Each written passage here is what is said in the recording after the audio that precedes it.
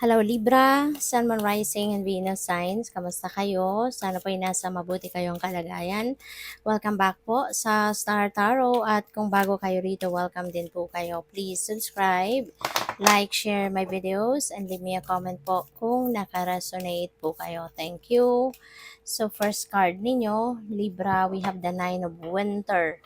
Ayan. So maaari, no, Libra, na ang iba sa inyo siguro sobra kayong nag-worry sa ngayon, maaaring you are worried about something na maaaring hindi pa nangyayari. No? Feeling ko dito parang may ina-anticipate lang kayo na sitwasyon pero hindi pa to existing, no? Maaaring malayo pa yung sitwasyon na to. Natatakot na kayo, nagwo-worry na kayo about it, no? Yung parang ina-anticipate nyo na kung ano ang pupuwedeng mangyari. Um, but you know what, 'di ba?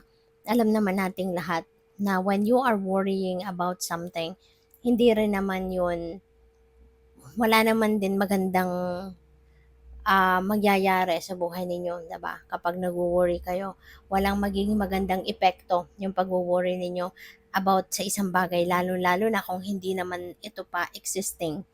Kasi parang wala pa kayo talaga magagawa eh, 'di ba? Wala pang magagawa because you don't even know kung how it's going to exactly unfold sa buhay ninyo, hindi ba? Kaya mas lalo lang kayong magwo-worry kasi hindi pa nga ito nangyayari. Yun ang napipick up ko dito for some of you, ano. I don't know lang sa iba, sa inyo rito. But, yun, I can feel what I can feel on this card.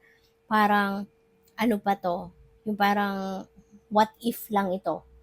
You know, alam mo yung naiisip mo, nararamdaman mo na, oh my God, what if ganito ang mangyari? 'Di ba? Yung parang nagaganon lang kayo eh. Kaya mas lalo kayong nag-aalala kasi hindi mo pa nga nakikita talaga yung sitwasyon.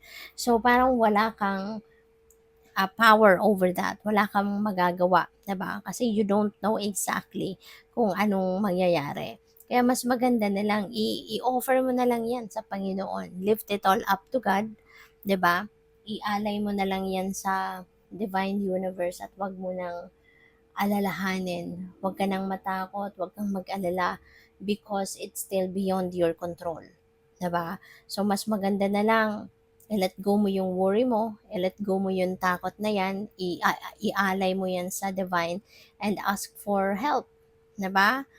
I-ask for help, ma-enlighten ka kung ano yung mas magandang isipin na lang, anong magandang gawin ninyo, yung ganon. At saka, hindi rin maganda, 'di ba, yung nag-iisip tayo ng negatibo kasi you might invite that talaga, no, na negative energy na 'yan. Kasi 'di ba, always remember na what we think is what we create. Kung anong iniisip natin, ano nararamdaman natin, yun ang naa-attract natin, yun ang nahihila natin sa buhay natin. And of course, we don't want negativity, 'di ba? Na mangyari sa buhay natin or dumating sa buhay natin. Kaya kondisyonin na natin yung isip natin, no, ng positibo lang ang isipin natin para positibo at magagandang bagay lang ang dumating sa buhay natin. 'Di ba? Kaya kung ano man yung ikinakatakutan ninyo, ano man yung ipinag-worry ninyo, ialay mo na lang yan sa divine universe. Okay? And allow God to help you, 'di ba, sa sitwasyon ninyo. So, what else? We have balance. Ayan. You may need to bring the balance back in your life. You may need to, um, you may need to, take an extra effort, no, na maibalik ninyo yung sarili ninyo sa balanse, 'di ba? Mabigyan ninyo ng time yung yung mga bagay-bagay sa buhay ninyo. Iwasan ninyo na magkaroon kayo ng mga bagay or parts of your life na mani-neglect ninyo para walang maging problema, hindi ito mag-create ng negligence on other areas kasi kapag may nani-neglect tayong mga bagay-bagay, doon nagsisimula yung problema. So, para maiwasan natin yon, 'di ba?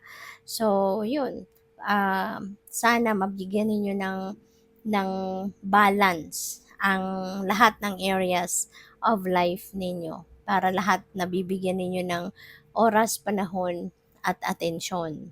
So, we have Princess of Winter. Maaari ano na this is about expressing yourself, expressing your thoughts, your feelings, 'di ba, towards others, na maging totoo. Parang panawagan ito sa inyo to be truthful, 'di ba, sa sarili mo. Be truthful also to other people, 'di ba? Yung mas magandang kung ano talaga yung totoo mong nararamdaman, totoong um, iniisip, 'di ba? I-deliver mo 'yan sa ibang tao with kindness. Ikwento mo or sabihin mo na alam mo 'yun, yung merong